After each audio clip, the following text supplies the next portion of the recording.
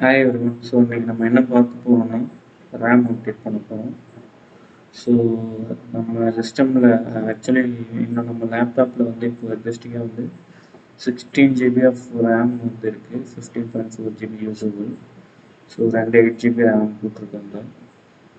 So இது டிஃபால்ட்டாகவே வந்து RAM இது ரெண்டுமே. ஸோ நம்ம இப்போ அதை வந்து 32 GB அப்டேட் பண்ண போகிறோம். ஸோ அப்டேட் பண்ணுவாங்க. ஸோ இந்த ரெண்டு 32 GB இந்த crucial 16 GB DDR4 3200 maths RAM தான் நம்ம இப்போ போட போகிறோம். ஸோ நான் இப்போ இந்த ரேம் அப்டேட் ஏன் பண்ணுறேன் அப்படின்றது முக்கியமான காரணம் என்னென்னா, நம்ம இப்போ ஹை மெமரி கன்சியூம் பண்ணுற அப்ளிகேஷன்ஸ்லாம் யூஸ் பண்ணும்போது அது நமக்கு ஒர்க் ஆகாது மீன்ஸ் நமக்கு அது வந்து எக்ஸிட் ஆகிடும். இல்லைன்னா வந்து என்ன சொல்லலாம், அந்த அந்த ப்ராசஸ் வந்து எண்ட் ஆகிடுது. ஃபார் எக்ஸாம்பிள், நான் இப்போ ப்ரீமியர் ப்ரோவில் வந்து ஏதாவது ஒர்க் பண்ணிகிட்டு இருக்கேன் அப்படின்னா, ஒரு பெரிய வீடியோவில் ஒர்க் பண்ணிகிட்டு இருக்கேன் அப்படின்னா, ஸோ அதோட மெமரி வந்து கன்சப்ஷன் வந்து ரொம்ப அதிகமாக எடுத்துக்குது. ஸோ ரேம் வந்து அந்தளவுக்கு இல்லைன்ற போது நமக்கு என்ன ஆகும்னா, அது அப்படியே ஸ்டக் ஆகிட்டு அது வந்து அந்த ப்ராசஸே கில் ஆகிடும். ஸோ இப்போ அந்த மாதிரி வந்து ப்ராசஸ் கில் ஆகக்கூடாது அப்படின்றதுக்காகவும், இன்னொரு விஷயம் என்னென்னா, இப்போ நீங்கள் ஏதோ ஒரு கேம் இன்ஸ்டால் பண்ணுறீங்கன்னு வச்சுக்கோங்களேன். அந்த கேம் வந்து உங்களுக்கு இன்ஸ்டால் ஆகும்போது அது எப்படி பார்த்தாலுமே ஒவ்வொரு கேமுமே ஒரு 50-60 GB இருக்கும்.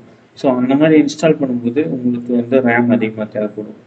ஸோ அப்படி தேவைப்படும்போது அகைன் சேம் இஷ்யூ தான் நடக்கும். உங்களுக்கு இந்த ப்ராசஸ் வந்து கில் ஆகிடும். இன்ஸ்டாலேஷன் ப்ராசஸ் வந்து நடுவில் ஒரு ஃபார் எக்ஸாம்பிள் எந்த இடத்துல வந்து ஹை மெமரி உள்ள ஃபைலை வந்து இன்ஸ்டாலேஷன் பண்ணிட்டு இருக்குமோ அந்த இடத்துல வந்து உங்களுக்கு ஸ்டாப் ஆகிடும். இல்லைன்னா ப்ராசஸ் எண்ட் ஆகிடும். ஸோ உங்களுக்கு வந்து ஏதாவது எரர் காட்டும். ஸோ இந்த மாதிரி எரர், அப்புறம் இந்த மாதிரி ப்ரீமியர் ப்ரோ எடிட்டிங் இஷ்யூஸ் இதெல்லாமே வரக்கூடாதுன்னா நம்ம வந்து லேப்டாப்போட ரேம் இன்க்ரீஸ் பண்ணணும். இப்போ நான் இங்கே பார்த்தீங்கன்னா கத்தி யூஸ் பண்ணிட்டுருக்கேன். என்கிட்ட ப்ரை டூல் இல்லை. ஆக்சுவலி ப்ரை டூல் வந்து உடஞ்சிருச்சு.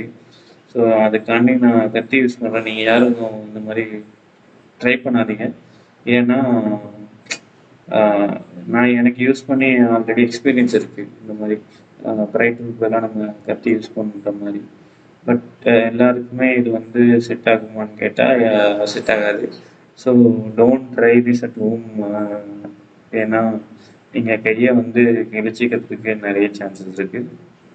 ஸோ ஒன்ஸ் இதை நம்ம ஓப்பன் பண்ணிட்டோன்னா டைரெக்டாக வந்து நமக்கு ரேம் ஸ்லாட்ஸ் வந்து 2 இருக்கும். ஸோ அந்த 2 ஸ்லாட்ஸ்லேயுமே நம்மளோட 16 GB ஆஃப் ரேம் வந்து நம்ம போட்டுருவோம். அதில் இருக்கிறது வந்து 8.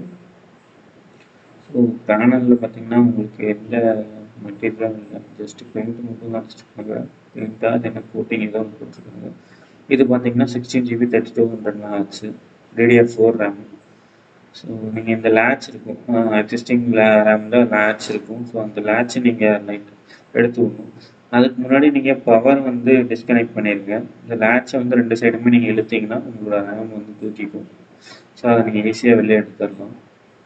எடுத்ததுக்கப்புறம் நீங்கள் வந்து பாருங்கள், ரெண்டுமே ஒரே சைஸ் தான்.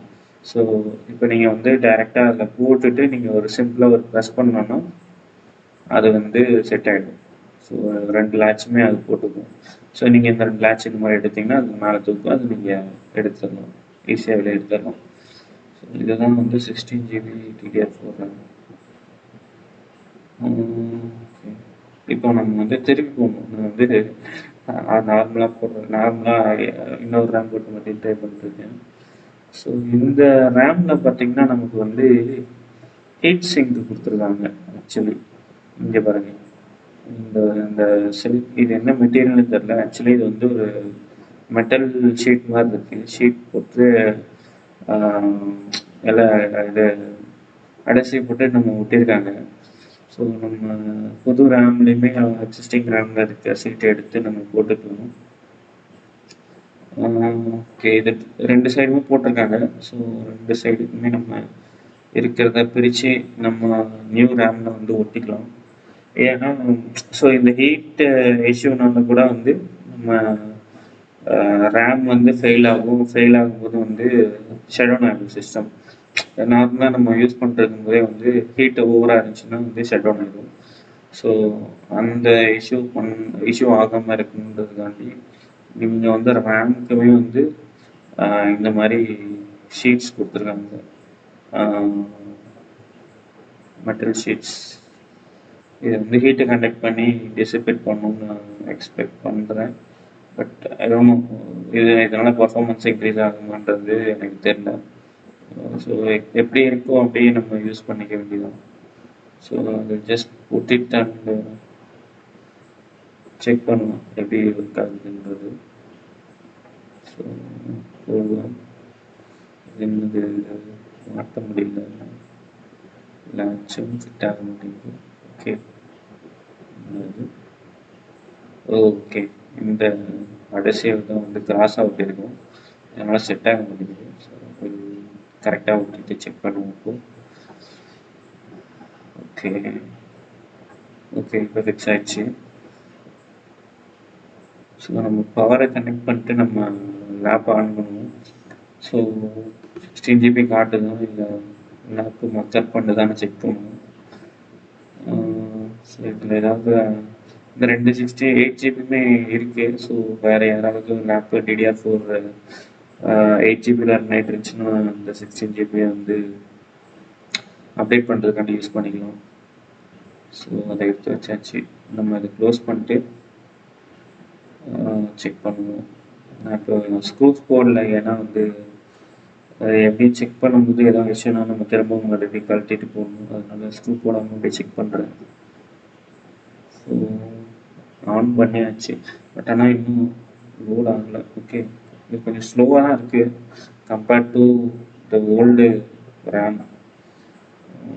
இது மாதிரி ஸ்லோ ஆகுமான்னு தெரியல, செக் பண்ணுவோம். லோட் ஆகுது, விண்டோஸ் லோட் ஆகிடுச்சின்னு நினைக்கிறேன். ஓகே, லோட் ஆகிடுச்சு.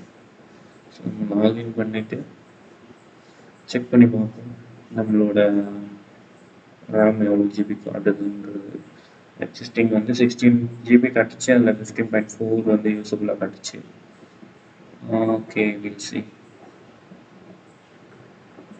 இப்போ ப்ராப்பர்ட்டிஸ் செக் பண்ணுவோம். மை கம்ப்யூட்டரில் போயிட்டு okay, this PC properties okay, properties போயிட்டு செக் பண்ணுவோம். ஓகே, நம்மளோட ரேம் வந்து அப்டேட் ஆகிடுச்சு, நமக்கு ஷோவும் ஆகுது. ஸோ இது ஒரு நல்ல விஷயம். அவ்வளோதான், நம்மளோட ப்ராஜெக்ட் சக்ஸஸ். இதே மாதிரி நிறைய வீடியோஸ் வேணும்னா லைக் பண்ணுங்கள், ஷேர் பண்ணுங்கள், சப்ஸ்கிரைப் பண்ணுங்கள். Thank you, by.